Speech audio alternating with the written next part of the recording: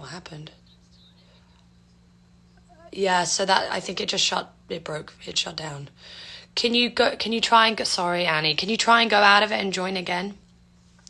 Sorry about that. Help.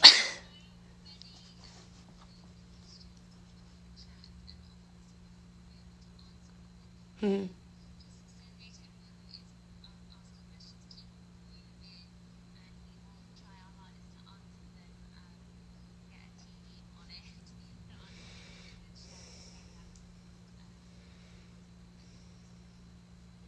Great.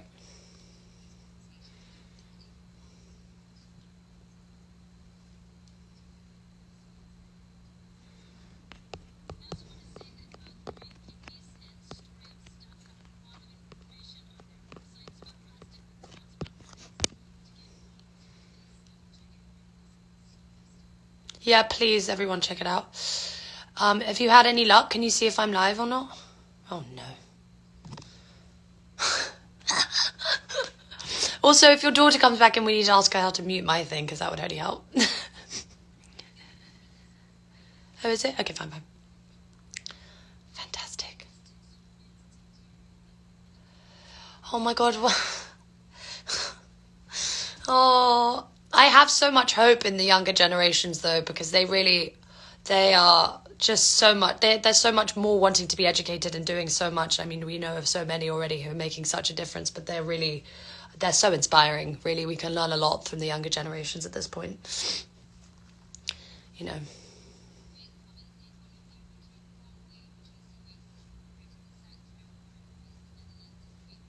Yeah.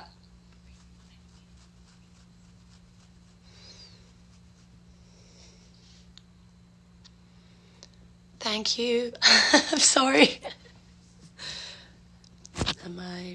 Hi, guys. Sorry about this. Am I live? I am live. I just don't know. Okay, I'm sorry. Please don't break on me, phone. But now, as I know, so that you buy another one really soon. I did know that anyway, but yeah, not great. Hey, back. Not cool. Okay, we're back. Thank you. I'm happy to talk about a little bit the circular economy. Go for that. That circular economy is an alternative to what I call a linear economy, the take, make, waste economy. In a linear economy, you pull something out of the earth, you process it, you use it, and you throw it away. So it's pulling it out. It's one way. Circular economy is to make it a closed loop, so that you do the same thing over and over and over. And the great thing about moving towards a circular economy is you have less natural resource input. So you're harvesting and mining and logging and taking less out of the earth, and you have less waste output. So you're getting rid of less waste. It's circular economy. And there's some things that you can do a circular economy for a long time.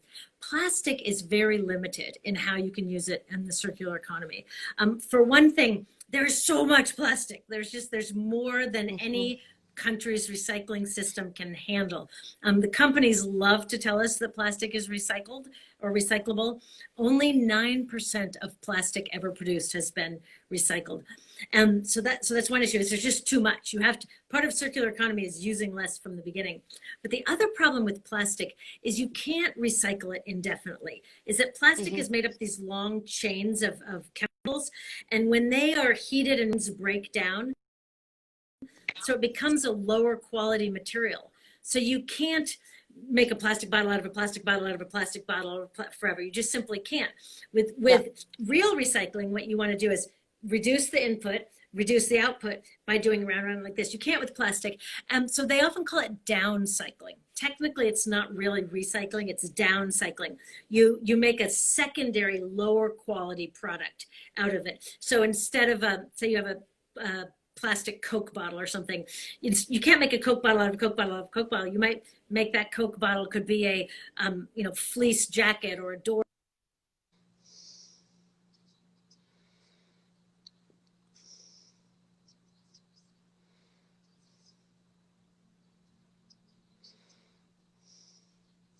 Yeah.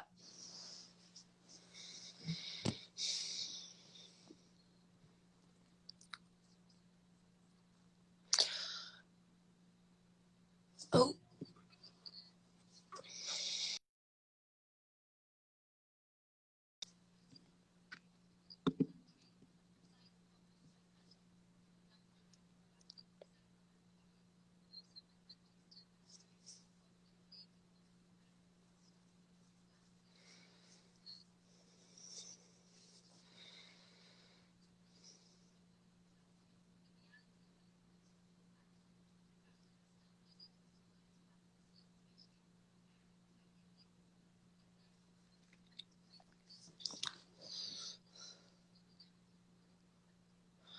Sorry to be annoying, guys. I lost you again, Annie. I'm still on it, but I think you've gone.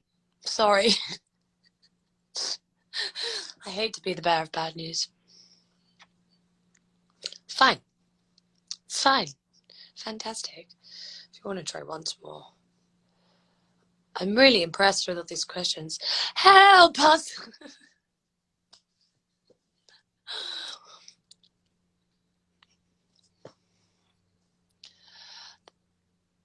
Can you just sit in, you adorable angel?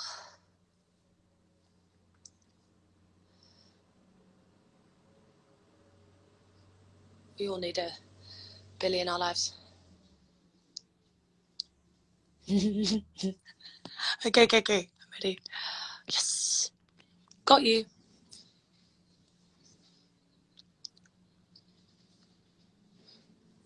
Be tenacious.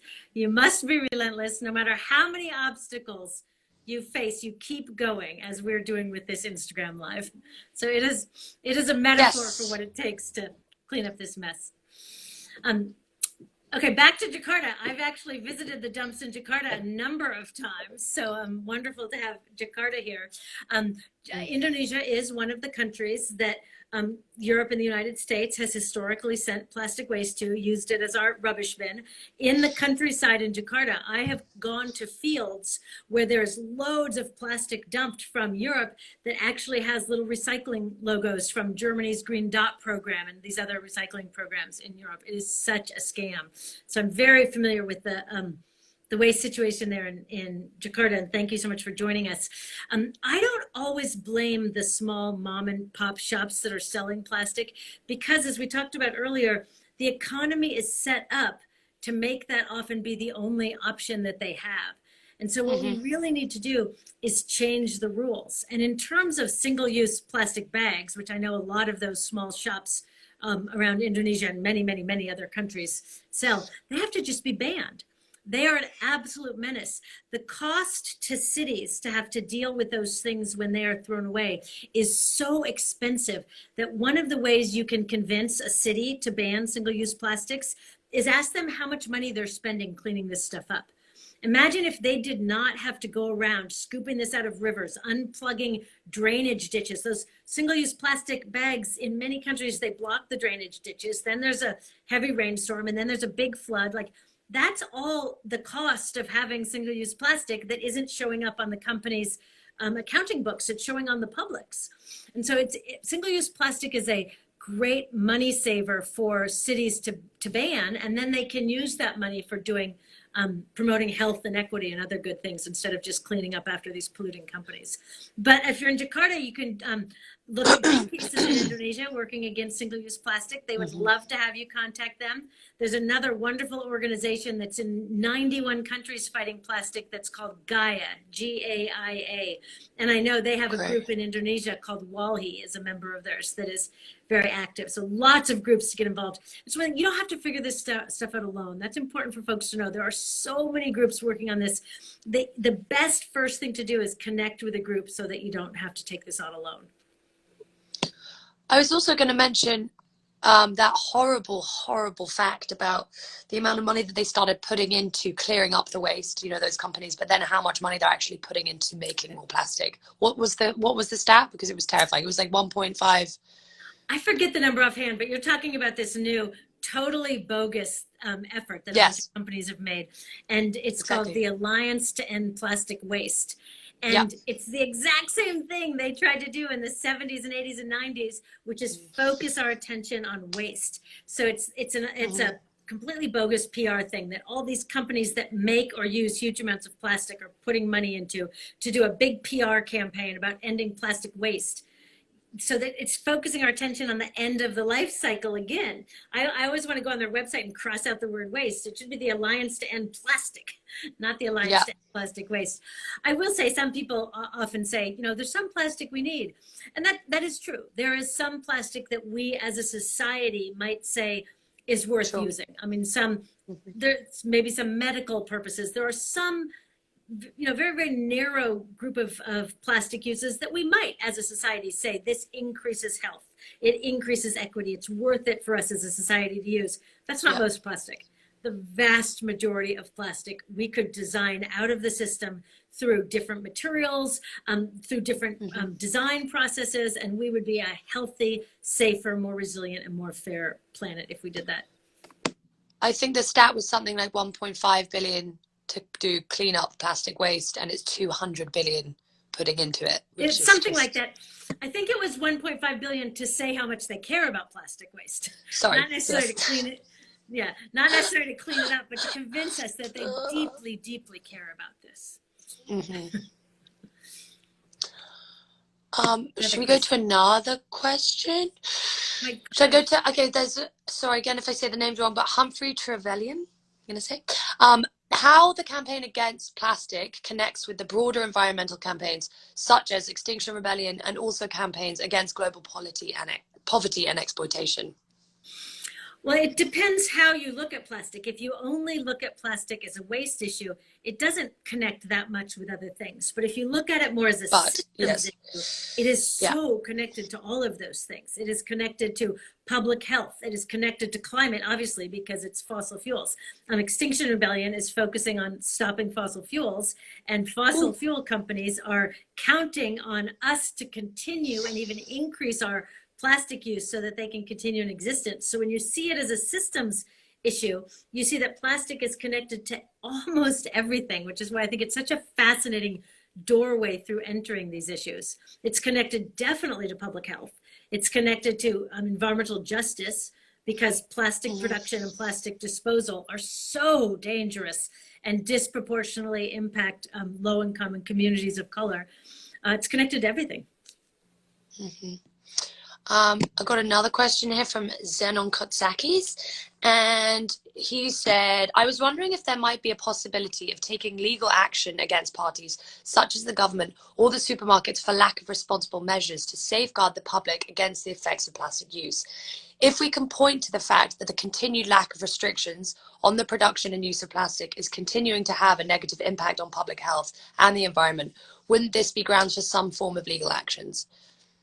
It should be ground for some sort of legal action. And there's lots of lawyers that specialize in environmental harm that are investigating that. And every once in a while, there is a successful case where a particular community has been polluted from a plastic production facility and has had a successful case. So there are some precedents for doing that. But you know what the plastic industry is doing here in the United States? I don't know if where else they're doing it around the world. They're so sneaky. What they're doing is they're trying to get ahead of that. And they're trying to pass laws at different state levels and nationally that prevent our right, as citizens in our country, prevent our right to ban plastics and shield them from any liability.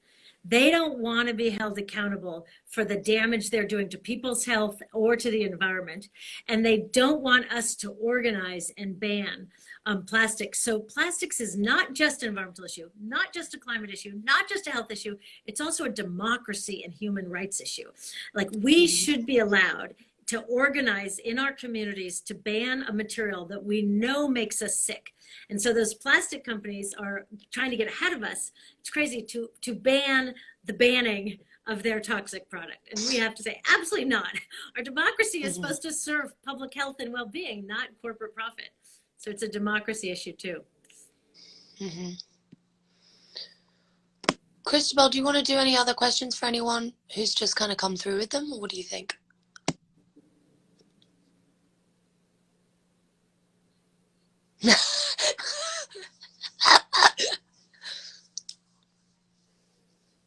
So many. What an engaged audience.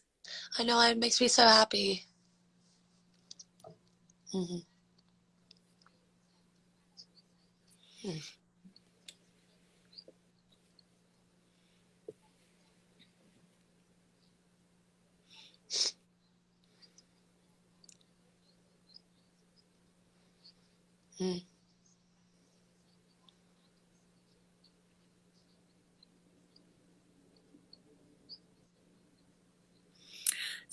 So I think there is a role for recycling in the solution. But first of all, remember the mantra that we all learn in kindergarten: reduce, reuse, recycle. There is a Yeah. reason recycling is last. Recycling is what we do when we have exhausted other options. It's what we Yeah. do when we are total, it's what we do when our back is against the wall with the knife to our throat. We could not reuse it. We could not avoid it. You know, absolutely, it's the last thing we do. Too often we're starting with recycling instead of starting with reducing and reusing. The problem with counting on recycling for plastic is one thing is there's just way too much plastic to manage that. It's like, you know, trying to deal with a tsunami with a teaspoon. There's just no way that we can meet the scale. The other thing is that recycling doesn't take care of the upstream problems. Remember the damage caused by oil and gas drilling, the damage to public health caused by the petrochemical facilities. You have to also look at the beginning of the life cycle of plastics. We're so trained in our society to think of plastic only as from the store to our house to the recycling bin, as though that's its whole life. Before it comes to us and after it leaves us, that's where the biggest problems are. And we can't forget both of those.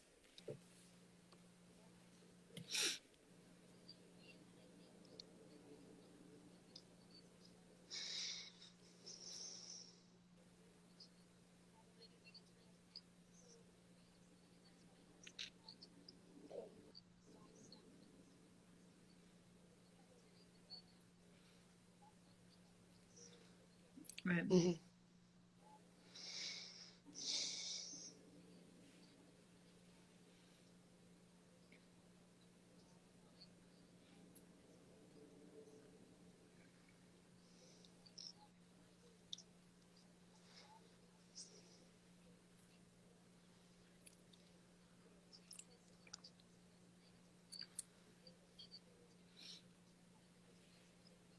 Right. True. Right. Well said.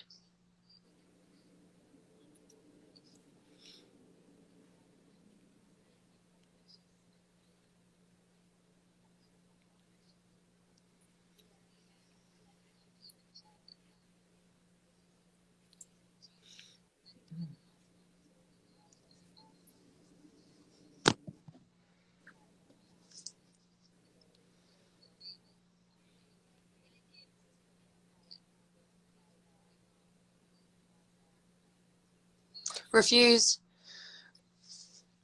refuse, reuse.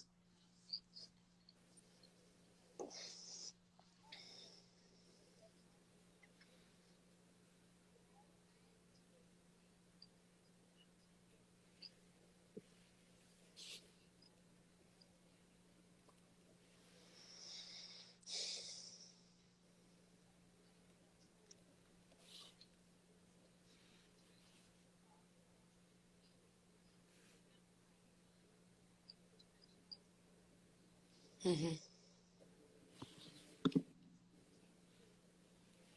Right.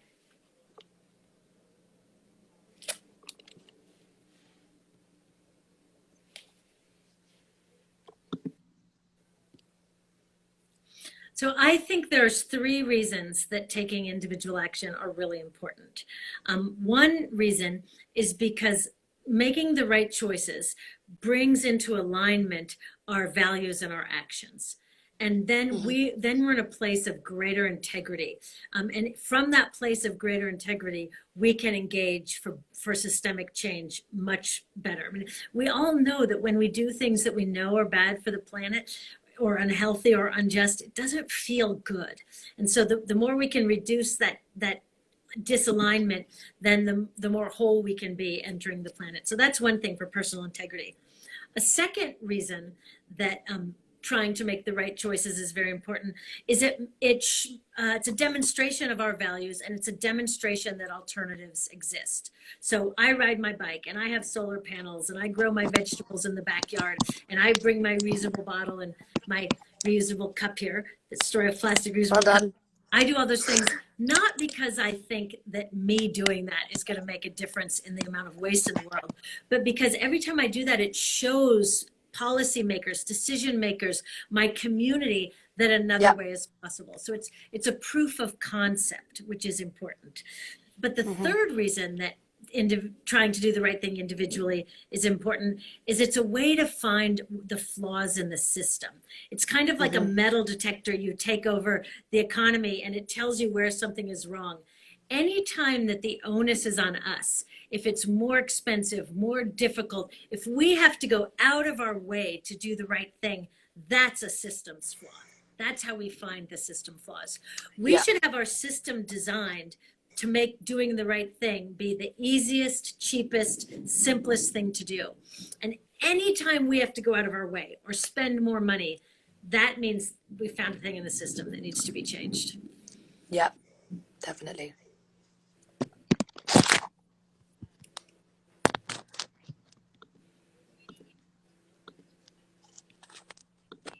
By humans, like these are not natural systems because there is no waste in nature. Humans are the only creature on this planet that have been able to create something called waste, something that's actually poisonous. And I think we need to remember that also, our governments are elected governments, well, they should be elected governments, and therefore they're there to serve humans and their populations and make sure that they are creating systems which allow humans and the planet to thrive in harmony together. And that shouldn't, I feel like I sound hippie when I say that, but that just shouldn't be like an alternative thing to say. It feels like common sense to me. I'd love to ask one more question from our audience, because it really ties in with the context of today as well. If you note that the buy more consumerist mentality developed as a response to a major economic downturn, post-depression and world war, what safeguards can we put in place to stop this happening after today's crisis and ensuing economic downturn? Are you worried about a consumer backlash? That is such a timely and important, because we obviously have to kickstart our economy all around the world, because many people are seriously economically hurting. So we want more economic activity, but we don't want just any economic activity. We want economic activity that makes our society more healthy, more equitable, more fair. So we have to be discriminating and learn from mistakes of the past. Now, all of our countries, probably every single country on the planet, the government is looking at spending money to address the COVID crisis. And this is an incredible opportunity. This is a once in a generation opportunity. For 30 years, I have been saying to our government, we need action on climate. We need action on reducing waste. And you get the same answer all the time is, that's nice, but there's no money for that. We can't afford that, even while they're spending trillions of dollars on military equipment. But military, exactly. The number one excuse that governments say to resist moving to a more equitable, more just, more sustainable society is it's too expensive.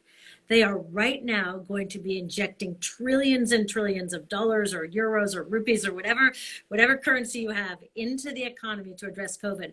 All of us have to work to make sure that that money is a down payment on a better future, that we do it right this time, rather than use that money to prop up the polluting, lying industries that got into this mess. In the United States, the government is right now considering whether or not to give $3 trillion to the fossil fuel industry to prop them up. Absolutely not. That's our money. It's public money. That's insane. We have to organize and demand that they put people and the planet over profits. This is literally a once in a lifetime opportunity to influence this massive public expenditure towards the future that we want. I mean, especially with what's going on though, and the way to how do we combat something like that again? Because at the moment, I mean, London was a great typical way of it, showing Extinction Rebellion, but there's no way we can protest. What can we do at this point? What do we do? Right? We can sign things, but what can we actually do at this point? Not to be a downer on it, but how do we stop that from happening in your mind? Well, first of all, we're not going to be stuck in our houses forever. We will again be able to fill the streets. I hope so. Yes. And we may have to stand 6 feet or 2 meters apart to do that, but we will fill the streets again. And do not let our elected officials forget that. But the other thing is, remember, in most countries, they are elected officials, which mean they work for us. They serve at our pleasure. And so we need to vote. Now, voting is kind of like, recycling in some ways. It's the smallest possible tiny thing. It's not enough, but it is very important to do, especially if you're in the United States. This upcoming election is very important. Greenpeace is nonpartisan. We won't tell you who to vote for, but we will tell you one is a lot worse on climate than the other one. One is a lot. I think we all know who that is, but yes. And some people say, I don't want to vote because I don't like any of them. And I say, I'm not asking you to date them. You know, you don't have to be a roommate. Voting is not sending a Valentine. It is a tactical decision of who is going to screw things up the least. It matters. And so vote, get everybody you know to vote. And we have to show that if these politicians take money from the fossil fuel companies, if these politicians sell out community and public health for corporate profit, we are going to help them find a new job because they're not very good at this job. So they need to be moved on out. We really have to hold their feet to the fire when they get elected. Yeah, and I think what you said about as soon as we can, being able to get back to this. Oh, I'm on mood. I'm sorry. Yeah, I think what you said, as soon as we can, and even if we have to, if it gets to the point where we need to stand 6 feet away from each other and protest, I think that's something that is the most important thing, because that really shows how many people will band together and what people will do for our future generations. You know, it's the most important thing. It really well, the other thing is we have exhausted all the polite levers of our democracy. Like when I was in university, I studied environmental science, and I was so naive. I thought that the science and the truth would you present it to politicians and they would act upon it. We have now seen, it's just the 50th anniversary of Earth Day, we have now seen 50 years of presenting science, presenting economic arguments. We have written books.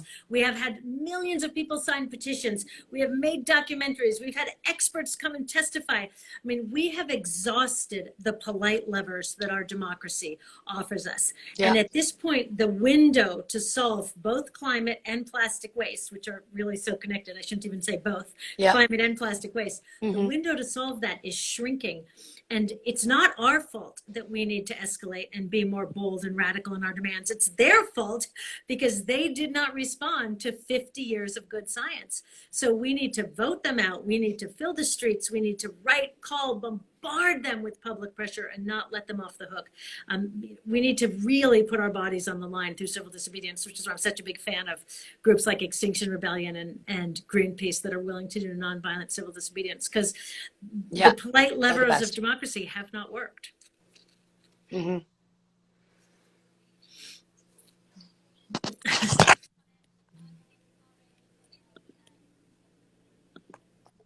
more comments you'd want to share, or Annie, if you would like to share any more comments?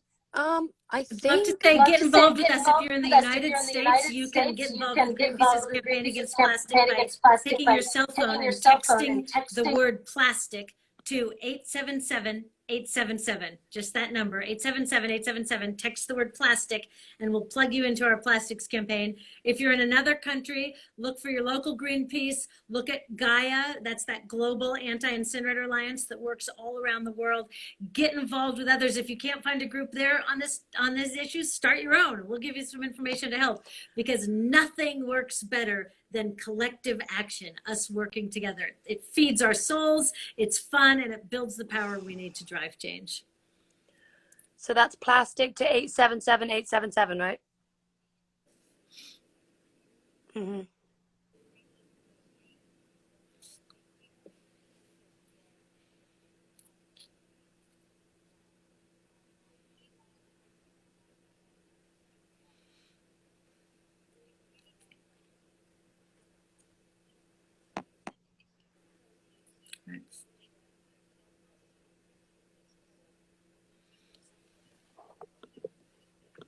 Thousands of people who are listening to this conversation, and all the comments and the questions that are pouring in, and it just feels really good to remember that even in social isolation, you know, these are still crucial issues that we're all thinking about and caring about and addressing. And you're not alone. You're not alone. You're not alone.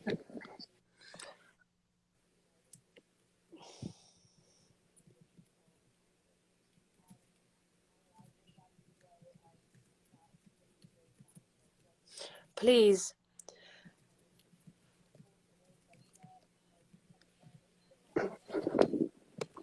Christabel, please, can we do that? I would love that so much. I would love it. Annie, It's a date, seriously.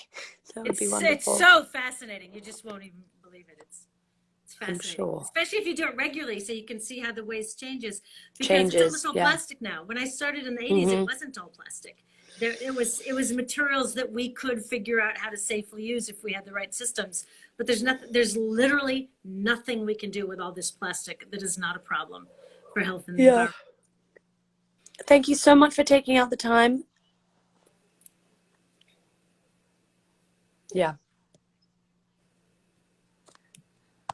Oh my God, you're very ambitious. But we will try and answer some of them and get that up on the website, and also follow up with everyone via email. You know, thinking a little bit more about how we do keep it in the ground, how we can lobby. And also, if we are stuck at home, now's quite a good time to get on letter writing, emailing, all of that kind of thing as well. Seeking out the local groups in your area, and like Annie said, if they don't exist, maybe creating some.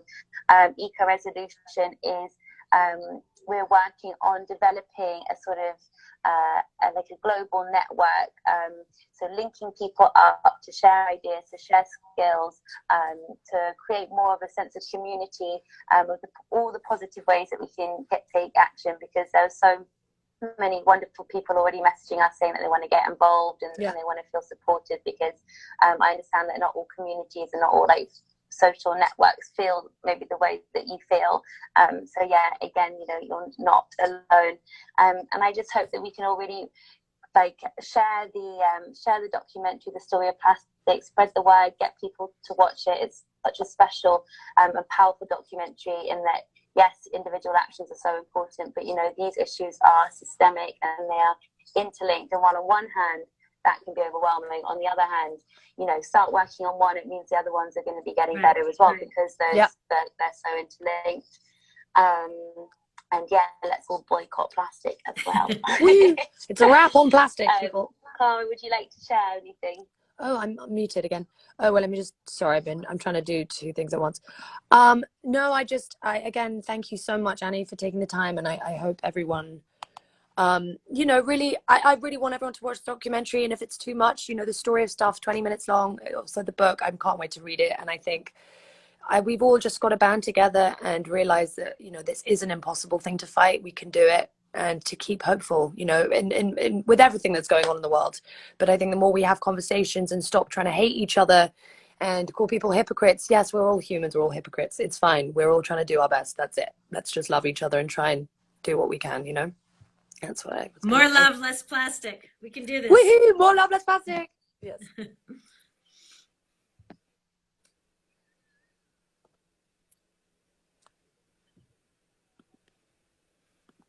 Consumerism, but like as the more like Instagram, social media side of things, we're gonna no.